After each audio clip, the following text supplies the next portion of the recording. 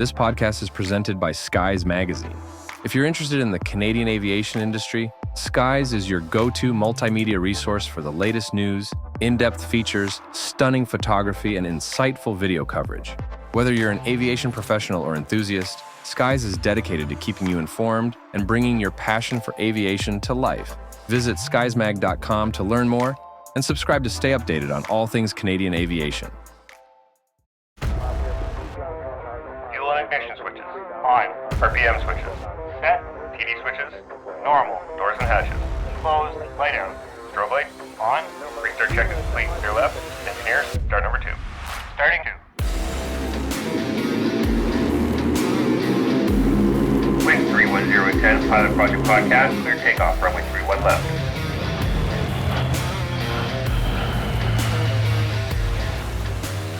All right, we're ready for departure here at the Pilot Project Podcast, the best source for stories and advice from RCAF and mission aviation pilots, brought to you by Skies Magazine.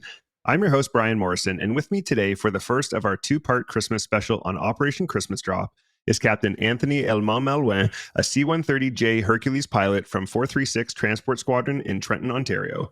Tony, welcome to the show, and thank you for taking the time to chat with us before you once again leave this week for Operation Christmas Drop. Happy to be here. So today we will be talking about Tony's pathway to joining the RCAF, his training journey and some challenges he faced, as well as his first experience with Operation Christmas Drop in 2024.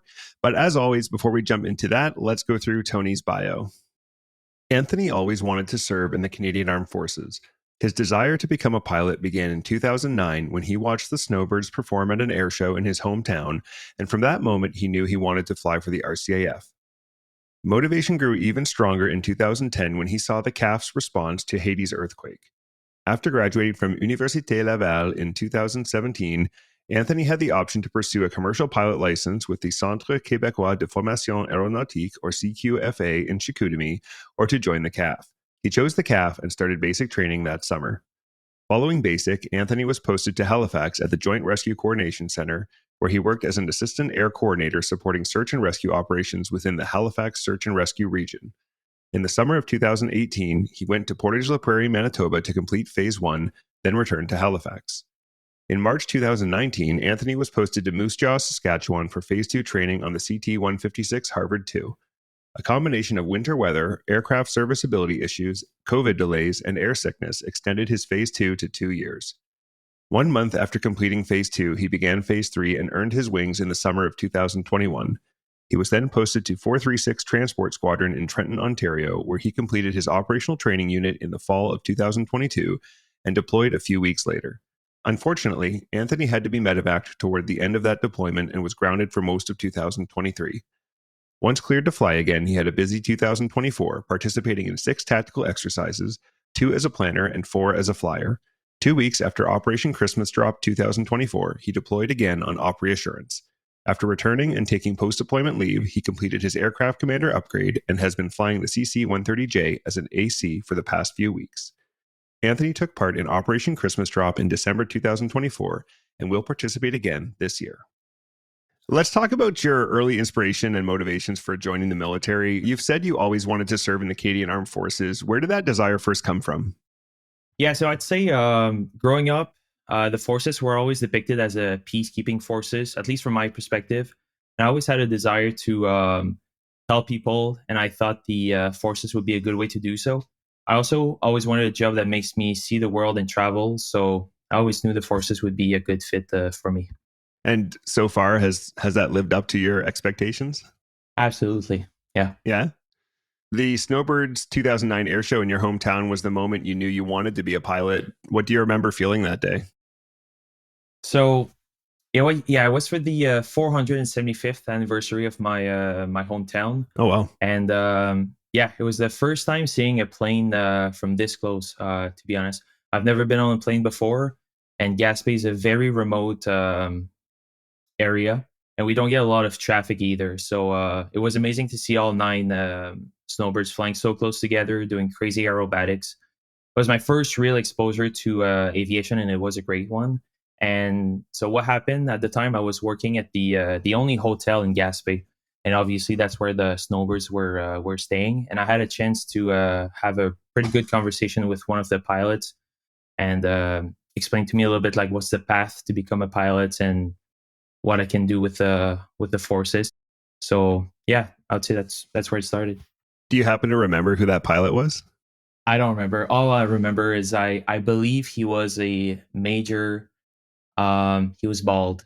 That's all I remember.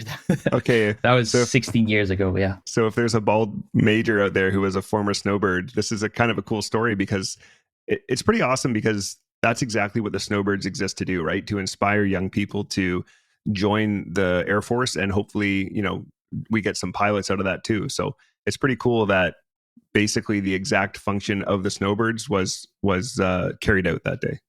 Yeah, it's a great recruiting tool. Yeah. In 2010, Haiti's earthquake response solidified your desire to serve. How did seeing the CAF in action shape your pathway? So I remember seeing I was watching TVA, one of the French TV channel, and seeing the Griffins flying around and the engineers with water filtration station being built up. And there was some Vandus guy talking on the TV, and I just remember being mesmerized by the sheer effort there by the CAF to trying to help Haiti. And I was 16 at the time, and I was like, man, I just wish I was there. And I wanted to be a part of it one day to help people. And I don't wish anything wrong to happen to any countries, of course, but it does happen. And I'd love to be there and help one day if Canada ever gets involved. Yeah, it's funny. I remember those events as well very clearly. At the time, I was in 400 Squadron in Borden, Ontario, which at the time was a reserve helicopter attack hell squadron. And I remember watching that and having those exact same kind of feelings, because I was a second lieutenant, right? So I wasn't ready to deploy anywhere or anything, but I was just thinking, man, I would love to be there and help with this, because you just got that feeling like these people need help, right? And we're the people to provide that. Oh, absolutely. When you look back now, was there anyone in your family or community who really pushed or encouraged the idea of service? So my whole family was always super supportive of my desire to join. My mother, especially, she came to my swearing-in ceremony in Quebec City, which is like an 8-hour drive from Gaspé, just to see me swear in. It was a 30 minutes event, but she still did the whole drive. My whole family also came to my graduation from basic training. So no one really pushed me, but they were super supportive about it. Yeah, which is huge, right? Like, it's a tough job, and having the family support behind you makes it a little bit easier. Oh, absolutely. And it's, yeah, you're totally right. Yeah. So I'd like to talk about why you chose the CAF over a civilian pathway for your career. After Université Laval, you had a big choice to make: CQFA for a CPL or the CAF. Why did the military route win? So the CQFA gave me an offer first, and I was supposed to start in January 2018. But it was a pretty easy decision for me to go with the military route, since I always wanted to be in the CAF. So yeah, I remember getting my degree in April 2017, and in June 2017, the CAF called. The recruiting sergeant left a message, and I immediately called back and was like, "Yep, I'm in." I know it's a lot of young kids' dream in Quebec to go to CQFA, and I was very lucky to be selected. But I just made another person happy by giving them my spot. Can you actually quickly tell us, what is CQFA? So CQFA, it's the Centre Québécois de Formation Aéronautique. It's a like a college basically in Quebec, in Chicoutimi, where you get to get your cégep degree, and at the same time getting your CPL. And for the listeners, a CPL is your commercial pilot license. And everything is subsidized by the government. So you basically just pay what the cégep tuition is. So when I went to cégep, it was not even $100 a semester. And all you got to do is pay your books and your tuition, and then you get a full-on CPL, which is a great deal for anybody that wants to become a pilot. Yeah, that's huge. So you actually had like two really good options ahead of you there. I had two really good options, and the money piece as well was a big one, because going with the CAF, I knew I would be paid throughout my whole training compared to going the civilian route. And I'm really glad I went the military route, because I would have graduated with the CPL in, I believe, June 2020. And we all know what happened with the aviation world in 2020. And this would not have been a great time. So, Yeah, a lot of job security with the forces, of course. for sure. 2020 was a year where I think a lot of us were very grateful to be in a fortunate position of having job security when so much of the world, especially the aviation community, but so many different communities were struggling. That was a really fortunate time to be in the military. Yeah, absolutely. What do you remember from starting basic training in 2017? Was there anything that surprised you? So I felt like I was pretty ready for it. I had friends who've done basic training before me who gave me some great tips. We also had this show back home called Les Recrues, the recruits. And they basically just follow platoon through basic training. I watched a couple of episodes, but I stopped after 3 because I didn't want to get too many spoilers before I started basic training. But I remember on the show, one instructor said that the best candidate is the one that does everything right and try not to get too much attention on themselves. And that's what I did. I tried to be the gray man for as long as I could. Yeah, I was on week 11 and still some of the instructors didn't know my name.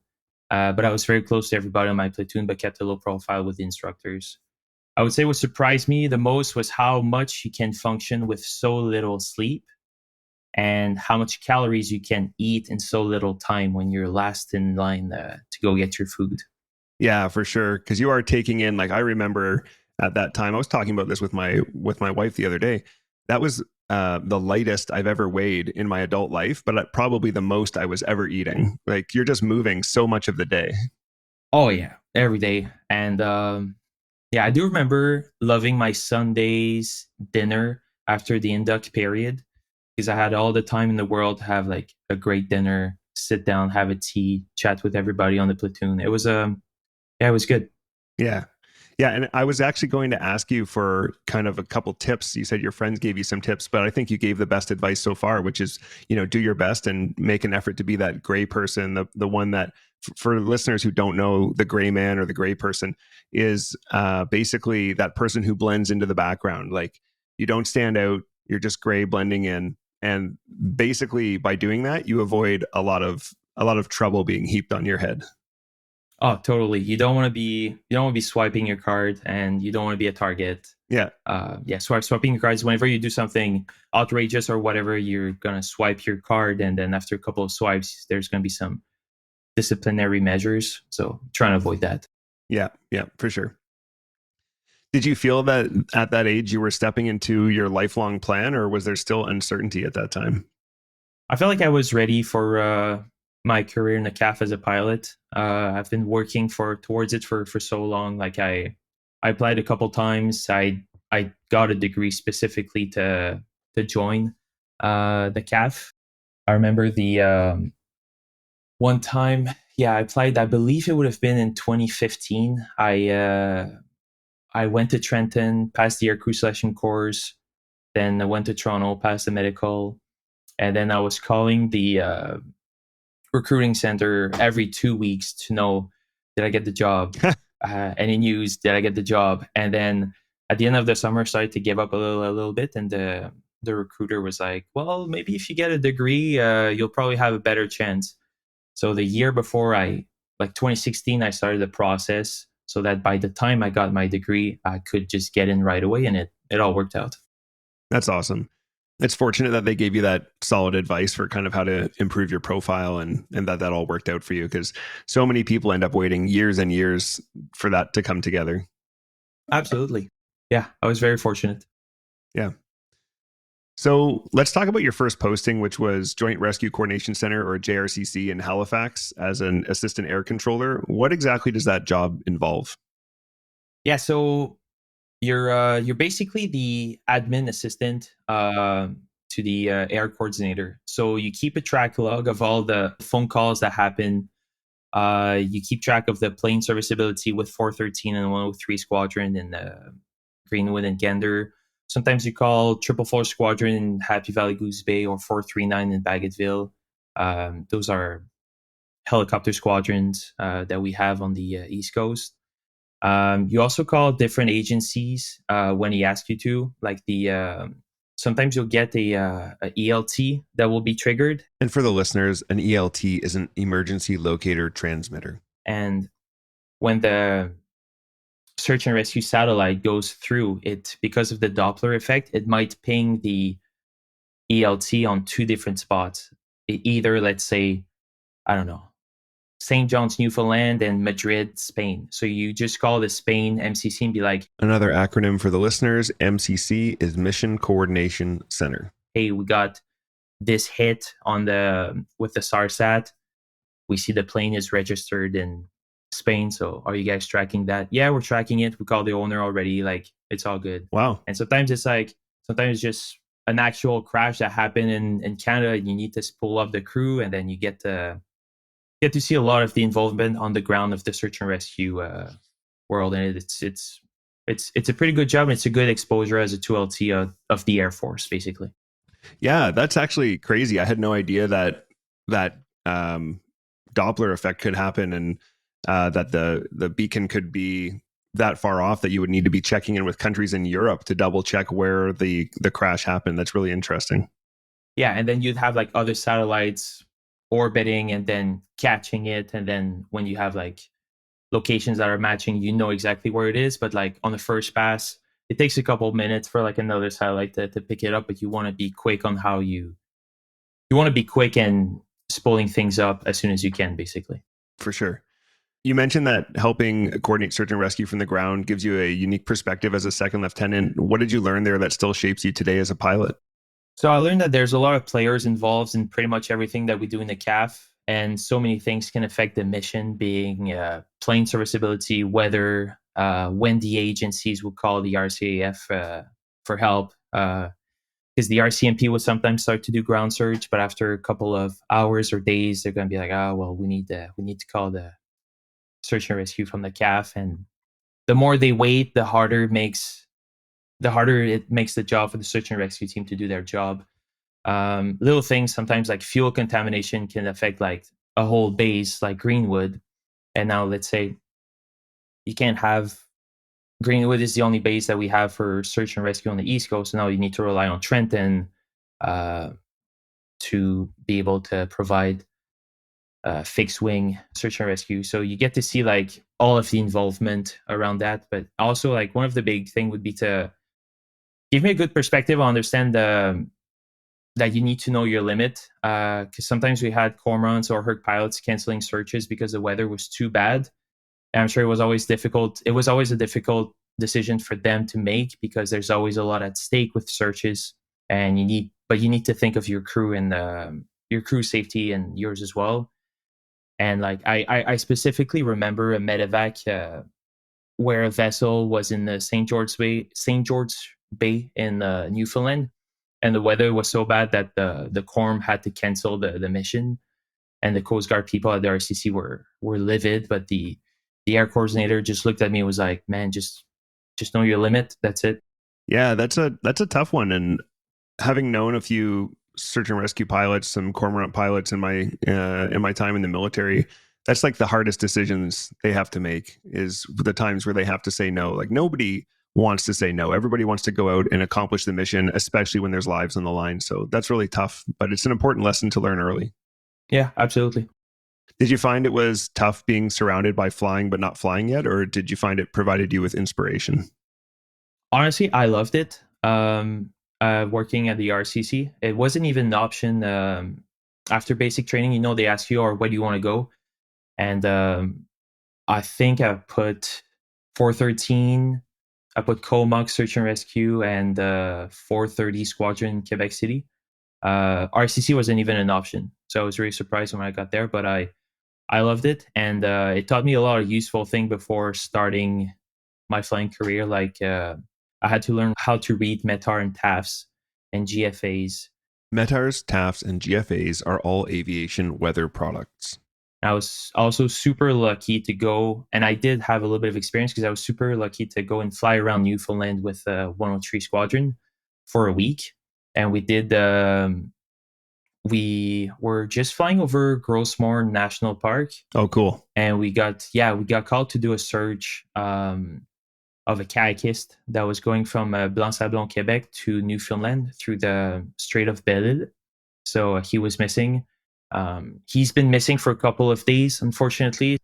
But yeah, I'd say I really had a good time, and I found it pretty inspirational to see it from the ground and see it from the air on my time at the RCC. Did that give you any pull towards search and rescue as a community, or? Oh, totally. When I I'm putting the cart before the horse a little bit, but yeah. When I joined, I wanted to be a cormorant pilot, and I was telling my my major at the time that that's what I wanted to do. So that's why he was able to put me on a trip to Newfoundland. But yeah, when I went through pilot training, a lot of the guys that were going helos were getting the Cyclone, and there was a lot of weight to get your OTU done with the Cyclone. And I don't know, I didn't want to wait to do my pilot training, and because at that time I've had enough of the weight, and I didn't want to risk not getting the Cormorant, because it's also it's a great platform, and of course everybody wants to fly it, so it's in high demand, so it's very hard to get. For sure. Yeah. So let's talk about when you actually began your flight training. Take us to Portage la Prairie for phase 1. What stands out from that early flying on the Grobe? It was like entering a whole new world. My English at the time wasn't that great, and I didn't know anything about flying. So everything was brand spanking new to me. The learning curve felt a little bit steep at first, but I eventually got over it. And you have the option to do your phase 1, at least at the time, in French. Oh. Yeah, but I didn't want to do that because my whole career I knew was going to be in English, and I had to get to learn everything in English, like just trial by fire. Yeah, for sure. You have to eventually push through it. Yeah, because it's the international language of aviation, so you kind of have to. Yep. Flying the Grove, I would say, was a great experience. It's a small little plane that can do some like pretty basic aerobatics. It's a good trainer. Pro tip for future students: just don't have a gigantic bowl of pasta before your first flight.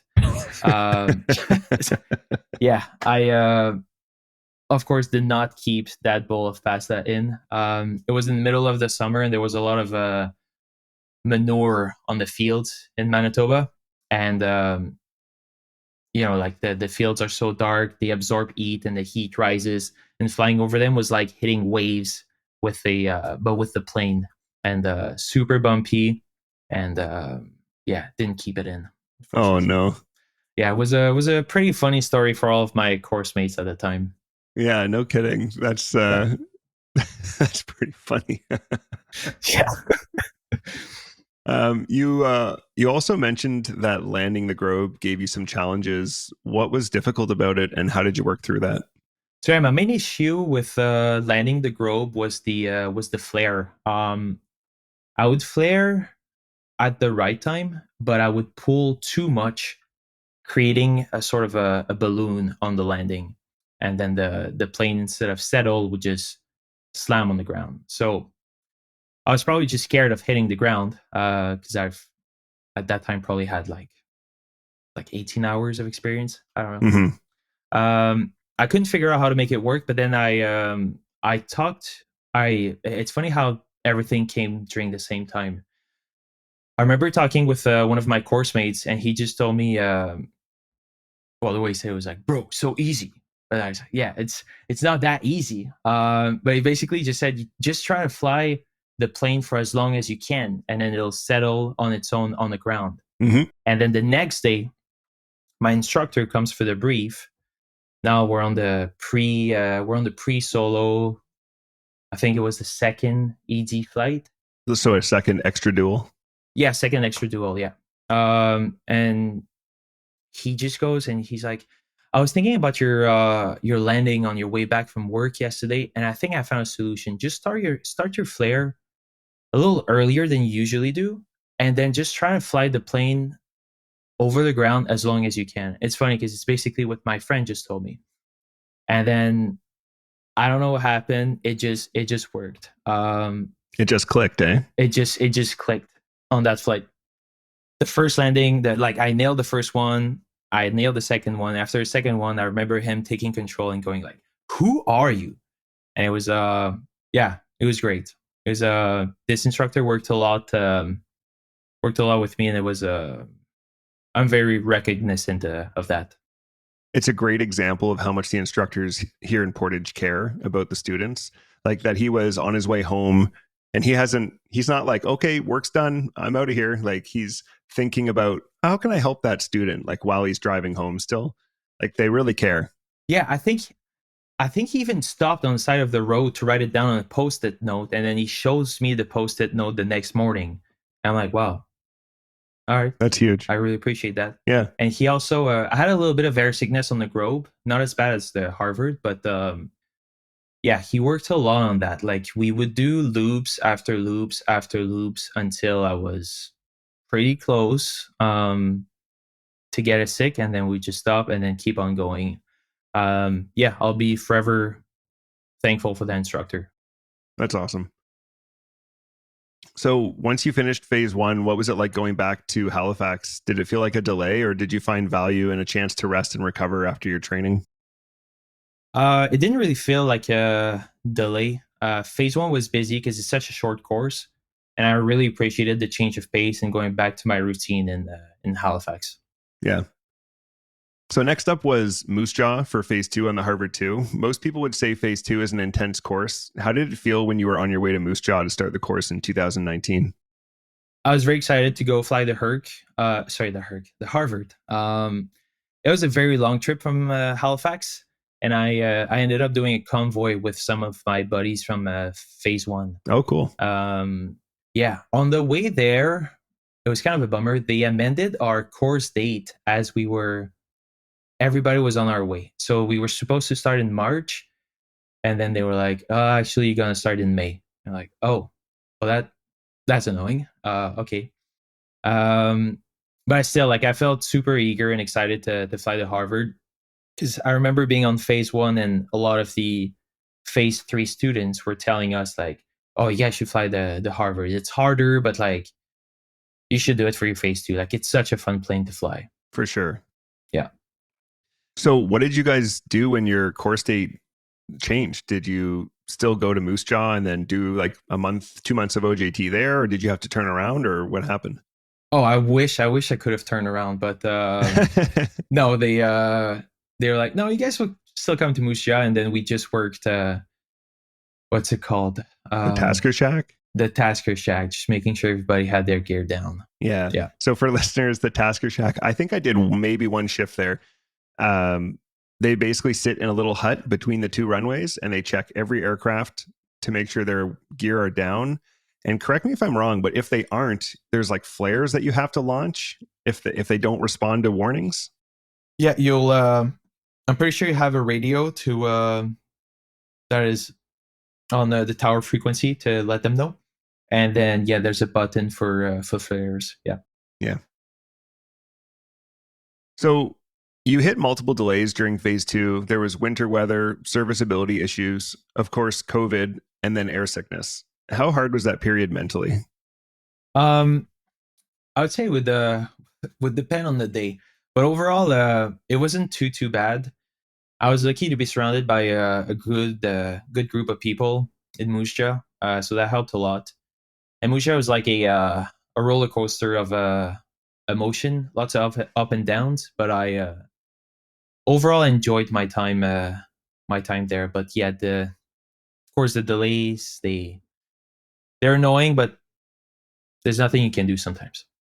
Yeah, it's kind of part of going through flight training in the military. Like some people have the super smooth experience and they're done in like 2 years, and it's like, holy cow, they're already operational. And then you meet somebody who took like 5 years to get through flight training just because of stuff totally out of their hands.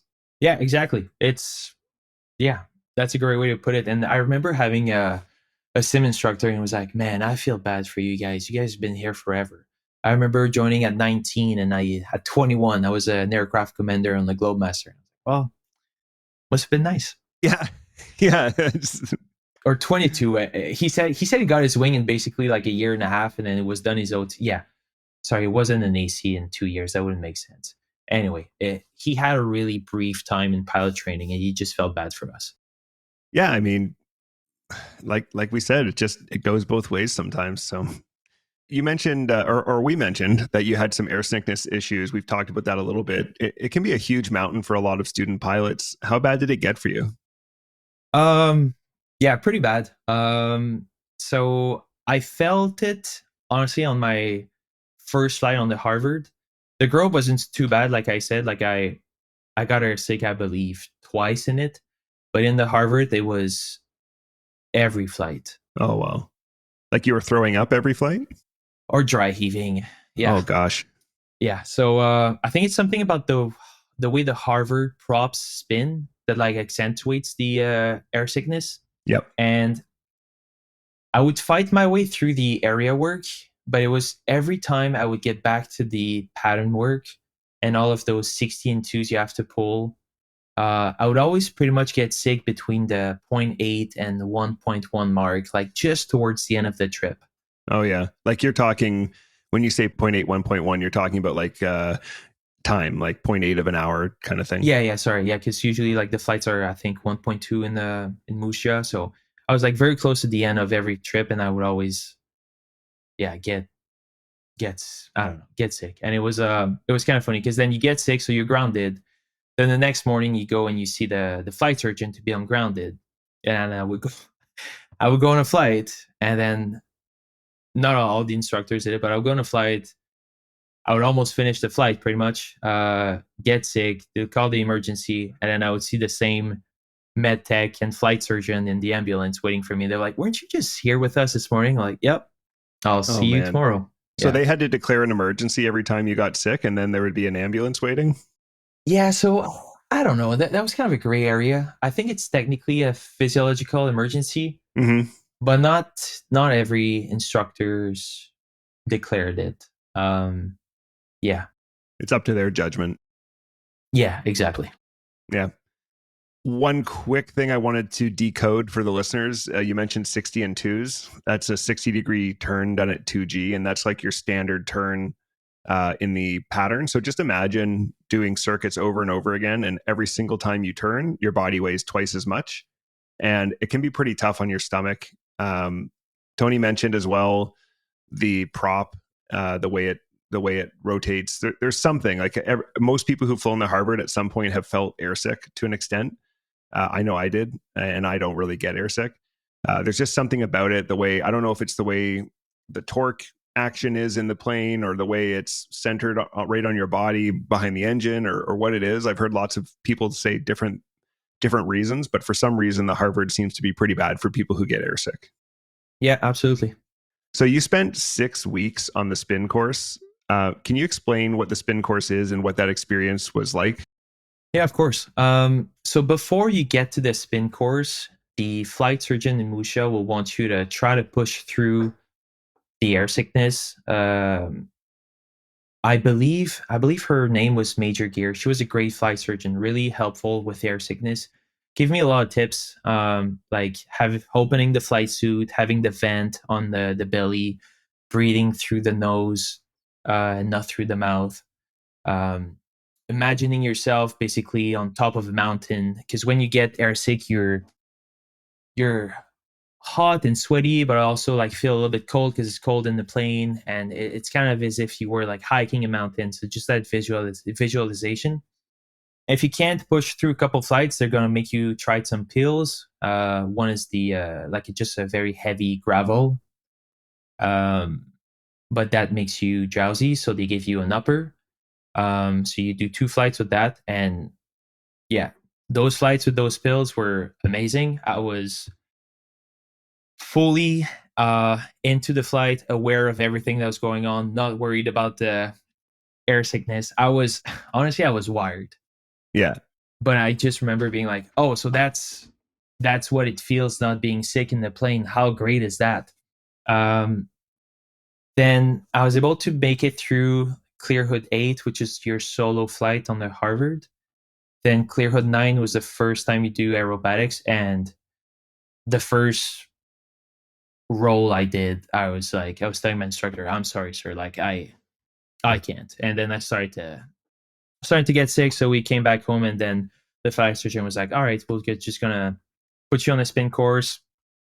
Luckily, the machine was not broken, because I've heard people waiting for the machine to work before doing it. So I was pretty much in and out. So the spin course, the goal is to get you to. Sorry, when I did it, you were on a chair in like a kind of a little enclosed area. You can't see your surrounding, and you're facing a camera. And the goal is to spin 20 rotation per minute, 27 minutes, twice a day, clockwise and counterclockwise. Gross. Okay. Yeah. But you don't start at 20 RPM. You start at maybe 4 RPM. But that's not this. That's not the end. Every 20 seconds, there's going to be a medtech with you that will tell you movements. And you need to tilt your head to the front, to the left, to the right, and to the back. Oh, no. Within 5 seconds. And every 20 seconds, you do that. And it's just to mess with your inner ear. Yeah. If anybody is wondering what that's like, if you have an office chair at home, get someone to spin you around on it and then tilt your head around, and you will feel like you're going to fall over. Like that's awful. Yeah. And at the same time, I was kind of the guinea pig of the flight surgeon, because she had made, with partnership with another flight surgeon in the States, a new chair that was basically mimicking being in the plane a lot better. So you could see your surrounding like you would in the plane. It was an airplane seat. You had a stick, and you had to put your helmet on like you were flying. And then from there, you could do as many movements as you want. For this one, it was just 10 minutes, because 10 minutes somehow it worked for this chair. And then for this one, for every movement, you would close your eyes, and you would either tilt your whole body to the left or to the right to simulate the 16-2 like you would in the plane. And it really feels like one. Or you would turn your left, to the right, look up, look down with your eyes closed. And this chair is rougher, but works a lot better. And you only have to do 10 minutes instead of 27, which is great. Yeah. It's very rough on the body. Obviously, I was very tired every day. Pro tip for everybody that will have to go through this: Mr. Freeze after the spins, best thing ever. I don't know what it does, but it helps with the recovery. Helps with your, I don't know, the sugar. What's Mr. Freeze? Oh, you don't know what's Mr. Freeze? Damn, I don't know what you guys call it in English. That's funny. We call it Mr. Freeze in French, but it's like those like a slushy or a freezy or. Yeah, freezy. Sorry. Yeah, it's a freezy. There you go. Okay. Anyway, they're great. And I'm pretty sure all of the flights in Moose Show will have them in the freezer. Just pay 50 cents for it to your canteen. And then, yeah, they're great. But yeah, so the goal is just to spin 20 RPM for 10 minutes, twice a day, counterclockwise and clockwise, or 27, whichever chair you use. And not to puke. Because once you get, that's the other big thing. Once you start to feel sick, that's when they stop the rotation, not stop the rotation, but they stop the increase in RPM, and you're stuck there for the rest of the 10 or 27 minutes. Oh my gosh. What happens if you actually get sick? Do they stop? Yeah, they stop. Yeah. Okay. But you're trying real hard to not get there. Are you flying while you're on the spin course? So I was being very pushy at that time to keep flying. Because I had done my IIT at the time. Which is an initial instrument test. Yes, sorry, your first instrument test. And I remember telling the flight surgeon, hey, I don't get airsick when I fly instrument. Like, when I fly IFR, can I just keep flying on instruments? She was like, that's kind of, we've never done that. But, okay, as long as you don't spin and fly the same day. So there was a bit of a delay. Oh yeah, that's what happened. There was a bit of a delay, sorry, for the spin course, like a couple of weeks. So I had to wait actually. But yeah, I pushed a little bit. I was a little bit annoying with my flight commander and the flight surgeon, but they let me do instrument flying until I started the spin course. So I did all of my IF to the bit. Then I started the spin course, which is the basic instrument test. yeah, which is just it's just a round robin. You go.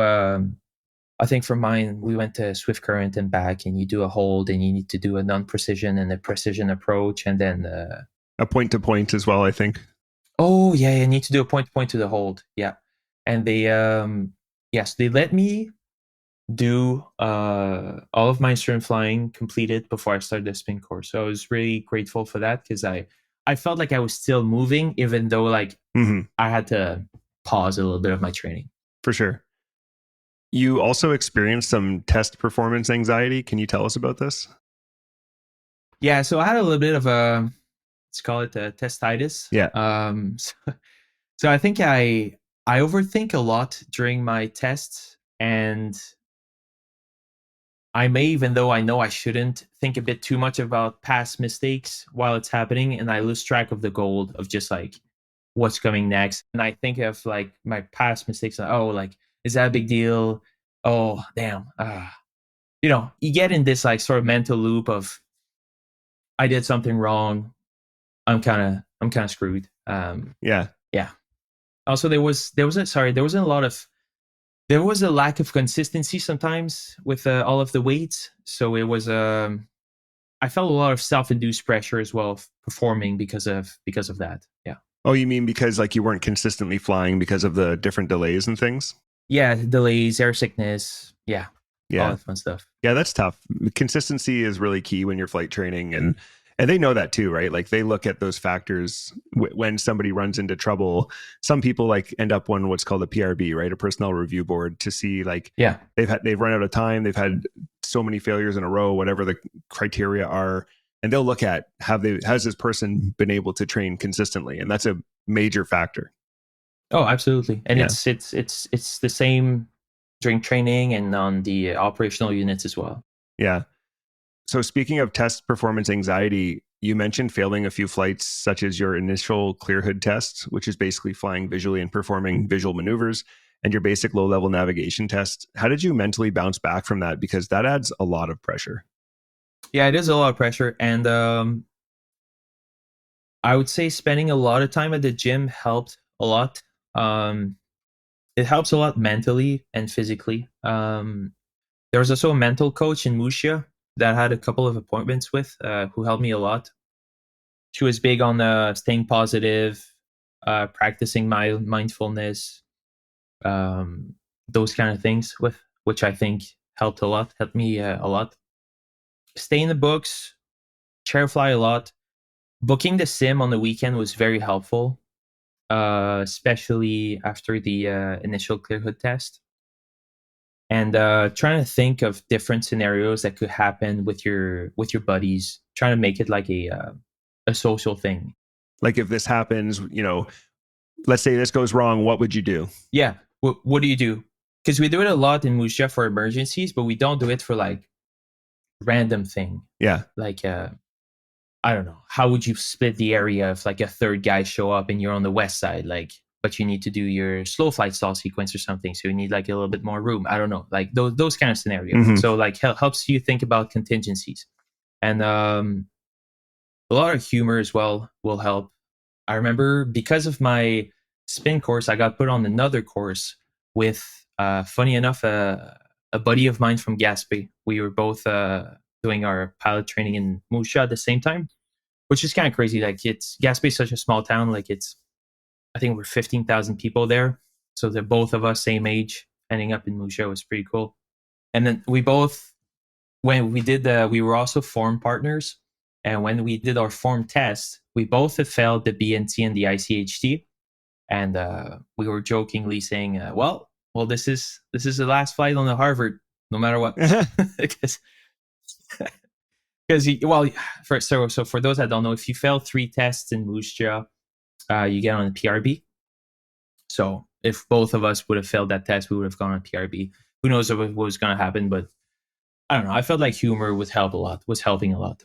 For sure. So, what advice would you give to future students who struggle with air sickness or performance anxiety?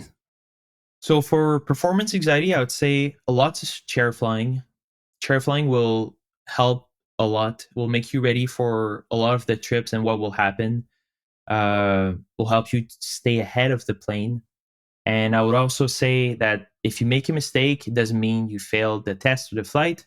Just move on to the next thing and focus on the next step. Yeah. You'll always know the profile of your flight or your test in Musha or in Portage. There's a little to play with because you need to, there's a standard to be met, that there's a bunch of maneuvers to be assessed, and you know which maneuvers you'll be assessed on. So there's that, but also make sure you sleep well, which I didn't really do in Musha. Now I've changed my sleeping habits, but at the time I had a pretty poor sleep hygiene, and of course eat well and workout. Workout will help you a lot, will put your body under stress, which will help you manage stress better and help your body manage the stress of flying as well, because it's very physically demanding. Mm-hmm. Also talk to your peers about their flight and their test, what went right, what went wrong, which emergency they get. You'll notice a lot of the students will make the same mistakes, so talking with your peers will help you avoid them. Our flight commander at the time was really big on like writing down what went wrong on each of our tests, and we would talk about it during the morning briefs. And for the air sickness part, I would say don't panic if it happens to you. It happens to a lot of people. It might, for some people, it might go away. For some people, it might not. Others, you might be good after you take the pills, and for some, you might have to do the spin course. It's just a little speed bump, and you can get over it. And I forgot to mention, once you're done all of the spinning portion, you need to do 5 flights in the Harvard with an instructor, and they'll do some phase 3 maneuvers to try and make you sick. And once you're done with that, you're done with the spin course. Okay. Yeah, I forgot to mention that one. And yeah, I don't know. It was pretty cool for me. Right from the day one, the guy was putting some crazy vertical maneuvers. I forgot what's the name of it, but they just go like straight up for like 4,000 feet. They need to pull like 7 Gs or something. Anyway, I didn't fail 6, so it was great. And yeah, I got over it. Awesome. So how did you keep persevering through 2 whole years on what is typically an 8-month course in Moose Jaw? So I would say staying positive would be the biggest thing. Don't forget that Moose Jaw is a marathon, not a sprint. And although mine was more of an ultra marathon, it is what it is. Everybody will have a different experience in Moose Jaw, but staying positive is what made me go through. In the grand scheme of things, an extra year in Moose Jaw won't change much in my career. It's fine. I even ended up meeting my girlfriend when I was there. So oh, nice. Thanks to all of those delays. Yeah. There's a bright side to everything. So just trying to find that. Yeah. I've said that to people before. It is really frustrating when you're in training and you're just so anxious to be done and to have your wings, and you want to get on that operational side of flying. It can be really frustrating when you run into delays, but I guarantee you, in like 5 years, even in 2 years after that, when you're not going to look back and think, oh man, what a waste of my life. Like I wish I hadn't spent that year or 5 months or whatever extra time on that course. Like you're not even going to think about it. So just try to enjoy the time and it will pass. Oh yeah. Your nav solo phase on phase 2 was one of your favorite trips of your entire career. Can you walk us through that flight? Yeah. So this one's gonna sound a little bit cheesy because like you don't do anything crazy, but at the time, like it felt like a lot to me. Mm-hmm. I just loved that flight because it was a very busy flight. So the nav solo flight I did was the south route, and it was a pretty busy route with a lot of small legs. So you need to do your checks very quickly. And I just remember hitting like all of my timings and turning points and visually acquiring them all the time and always within a couple seconds. And I also shagged the target. I had to deconflict with another traffic while I was doing my routes on such short legs. And I remember when I did the rejoin, get on 10 Miles Lake, and they're like, "Oh yeah, you're number 6 for the overhead break." I'm like, "Okay." I come for the overhead break. I get told I had to fly through. Okay, so I fly through, turn crosswind. I see a traffic that I'm clearly gonna hit. So I do a breakout, do a breakout, come for the other another rejoin, and then I don't know. It was just a very busy flight that I feel I managed really well, and kind of make me realize that I had what it takes to make it. And it was just felt like a great motivational boost after like a lot of setbacks before. I still failed my my basic nav test, but nav was still my favorite part of the course. It's very procedural. It's I don't know. I just loved it. Yeah. Nav is really challenging. It's really interesting. If I remember correctly, I think we fly it at 500 feet and 240 knots. Is that right? From 500 feet and 4 miles a minute. Yeah. Yeah. And for people who've never done that, it's not like crazy low, but it is low. Yeah. And it's low enough that like your normal visual references are different. You can't see as far. So when you're trying to pick up landmarks, like you really have to learn, they call it big to small, so you find a large landmark and then you work your way into a smaller landmark to kind of figure out where you are. And there's just all these new skills that you have to put in. And like you said, like when you finally master that, it is a huge confidence booster. Yeah, watch map ground, big, medium, small. Yeah, that's right. After 2 tough years in phase 2, you jumped to phase 3 quickly. Was that momentum shift motivating, or were you feeling the fatigue of being on course for so long? I was ready to jump straight into it and get it done. I really appreciated that it was a short wave. I felt ready. My hands and feet were there, and I just wanted to attack phase 3 right away. So it was great. That's awesome. So just ready to keep going and get it done. Yeah, absolutely. When you finally earned your wings in the summer of 2021, what did that moment mean to you? I was extremely proud. At that time, it was the summum of my career, which I'm sure for a lot of pilots it is. Once you get your wings, it took me 4 years to get there and a lot of work, and I finally reached my goal. So I was pretty proud. Yeah, that's a day that pilots in the RCAF never forget.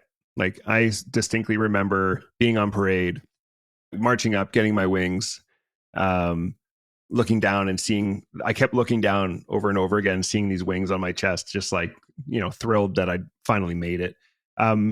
We said here that was in 2021. So by that point, were they having wings parades again? Yes, I believe we were the first ones to be able to have parade and people in the attendance, but we were the only ones on parade. So it was an interesting feeling. Yeah, because normally the whole school would be on parade, right? But this was just kind of still rolling through COVID.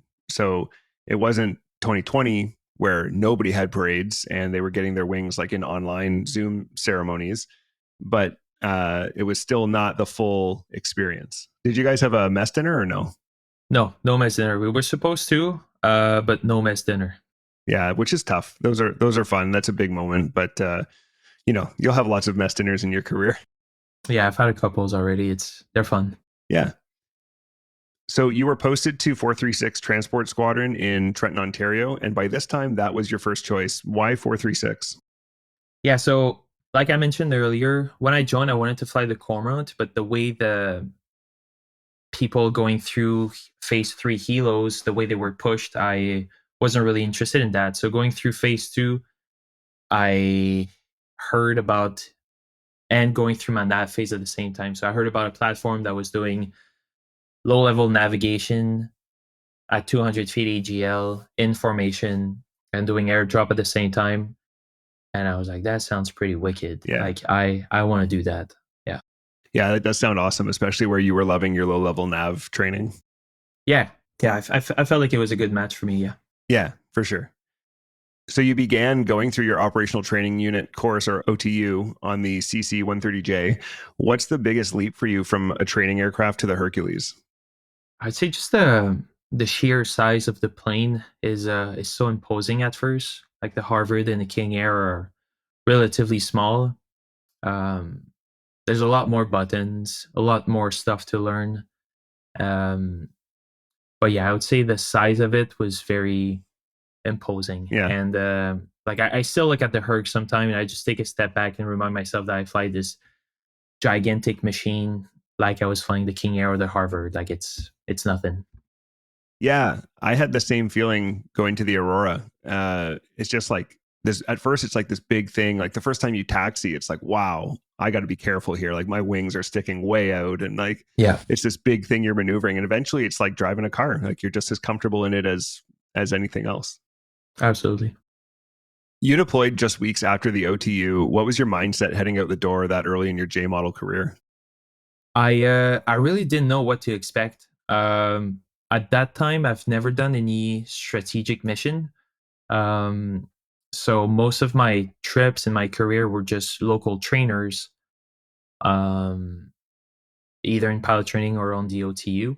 I've only flown in Canada as well, so I was very excited to experience something new and finally see the world with the CAF. So I was very, very excited. This deployment was for Op Reassurance. Can you briefly tell us the mission of this op as well as the role of your crew within it? Yeah, so Op Reassurance is it's in support of NATO's deterrence and defense efforts in Central and Eastern Europe. I believe it started after the invasion of Crimea. Okay. So we were deployed with Air Task Force Prestwick, and Prestwick is basically a hub where we can support other operations like Impact or Presence, Impact in Kuwait and Presence in Africa. And so what we're doing mostly is to support reassurance, and it's just bringing supply to the to people in Ukraine. Okay. Yeah, so just strategic lift for Op Reassurance, and yeah, bringing supply for Ukraine. And your first strategic flight involved moving missiles to a neighboring country of Ukraine at night on an instrument landing system, or ILS, to a continue call. Can you explain what a continue call is and what you remember from that flight? Yeah, so a continue call is just a call the AC can make to when they have the runway environment in sight, to allow you to descend below the minimum decision altitude on your precision approach. So it just allows you to it gives you that extra second to be able to make a decision before making your go around. Yeah, because normally you would get to that decision height and either say visual 12 o'clock landing or overshoot, right? Yeah, exactly. And so this gives you a couple more seconds to get that in sight and hopefully make a call to land. Yeah, hopefully. And we did that time, and it was the lights were so bright. They had like intensity 5, so we can see it. It was a pretty good first strat trip. A lot of first and a lot of wow, this is the real world.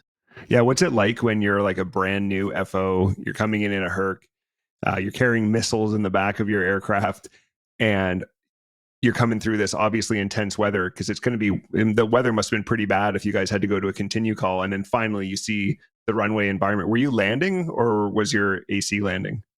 Yeah, I was the pilot flying. Yeah, pretty awesome feeling to just see everything all working together and thinking of everyone involved to get that cargo delivered for Ukraine. It was great. After that flight, your AC turned to you and said, "Welcome to 436." Did that moment feel like initiation? Yeah, absolutely. We landed, and I was like, that was crazy. And she's like, "Yep, welcome to 436." Yeah, I feel like everyone's first trip has a crazy story or something like that. Mine was just like I said, just a great exposure of what the operational world actually is. So near the end of that deployment, you had to be medevaced. What happened? Yeah, so my blood pressure got really high. So high that I had to be hospitalized for a night in Scotland. Then medevac a couple of days after that. Turns out my kidneys were in pretty rough shape, causing the blood pressure to be high. So in January 1st, 2022, 2023. Yeah, I got medevac back home, and then I got hospitalized at the Belleville Hospital for 3 days. Yeah, and like they gave me a little bit of blood pressure medication in Scotland, but it was still pretty high, so they decided to medevac me. And I was only like 4 days from coming back from deployment. And then I get to Belleville Hospital, and the doctor there was like, "How you feeling, man?" I'm like, "I feel good, doc. What's up?" He's like, I think my blood pressure was like 234 for 134, something ridiculous like that. And he's like, "You're fine." Like, I'm like, "Yeah, I could do like 20 push-ups right now, run a 5K with you if you want. Like, I feel fine." He's like, "Okay, you're a very interesting case." And I'm like, "Okay, that's awesome, but can we get it low now?" And he's like, "Yeah, I'm gonna be replaced soon by a doctor that is a kidney specialist, a nephrologist." So I got super lucky. Dr. Weinstein. Big shout out to Dr. Weinstein. He just showed up, asked me a couple questions, came back, and then in a matter of seconds gave me some pills. My blood pressure went down to 120/80, and then it was fine. He's been following me ever since. He's a great doctor. Awesome. So it's good that you had some, he knew what to do, and now things are good. Well, yeah, he's a blood pressure and kidney specialist. Like, he knew exactly what to do right away. It was pretty nice to see. Wow. Looking back, what was harder, the medical emergency itself or being pulled off the deployment so close to finishing it? Both were pretty hard, but I would say the medical emergency, because it was a very big surprise, and then I was left with like nothing but questions for so long, because it was the holidays and no one was working really, and I didn't have a diagnosis. I didn't know what was going on, and I didn't know what was going to happen in my career. So yeah, the medical stuff I would say was the hardest. Yeah. How did you actually find out in the first place that your blood pressure was so high? Like, what led to you going to the hospital? So I had a blood pressure monitor with me, and then I just remember laying in bed, and I could, like, it's weird to say, but like I could feel my heartbeat just being in bed, and I was like, that's not normal. So then I took it, and it was very high, and I was like, oh, damn. So I went to see my AC, and then we went to see the med tech that we had on the detachment, and then we started the whole process to just monitor, go to the hospital, stay calm, try not to lift heavy things and stuff like that. Wow. Yeah. So you ended up grounded for almost all of 2023 and then ungrounded on your birthday. How did that set the tone for everything that came next, including Operation Christmas Drop? It basically just opened the gates to a lot of opportunity for me to fly the next year. And I had a lot of flying to catch up, let's say. And I was ready and eager to get back on the saddle. And Christmas Drop was just a cherry on top last year of a great year of flying with we had a great group of aviators in the Christmas Drop last year. So we're getting ready to close out this part of the episode. As someone who once watched the Snowbirds at a hometown air show and dreamed of serving, what does it mean to you now, so many years later, to be preparing for a mission like Operation Christmas Drop during the holiday season? Yeah, this one's going to sound cheesy as well, but I don't care. It's just a dream come true. I'm very fortunate to be doing this job and flying around the world, discovering new cultures, new food, new music, new places. Sometimes I feel like we have to remind ourselves that, and not everybody have the chance to travel like we do in the way we do it. So I'm very, very fortunate. Yeah. All right, Tony, that's going to wrap up part one of our conversation. It's been great hearing about your journey through training and those early steps into your operational career. In part two, we'll pick things up with your deployments, your path to becoming an aircraft commander, and your experiences on Operation Christmas Drop, a perfect fit for this time of year as we head towards Christmas. So thank you again for joining me, and we'll see you in part two. All right, talk to you then. All right, that wraps up part one of our chat with Tony, all about his flight training and the beginning of his time on the C-130J. Tune in next week to hear about his operational time on the C-130J, as well as his time last year on Operation Christmas Drop and preparing for this year's Operation Christmas Drop. Do you have any questions or comments about anything you've heard in this show? Would you or someone you know make a great guest, or do you have a great idea for a show? You can reach out to us at thepilotprojectpodcast@gmail.com or on all social media at podpilotproject. And be sure to check out that social media for lots of great videos of our RCAF and mission aviation aircraft. As always, we'd like to thank you for tuning in and ask for your help with the big three. That's like and follow us on social media, share with your friends, and follow and rate us 5 stars wherever you get your podcasts. That's all for now. Thanks for listening. Keep the blue side up. See ya! Engineer, shut down all 4. Shutting down all 4 engines.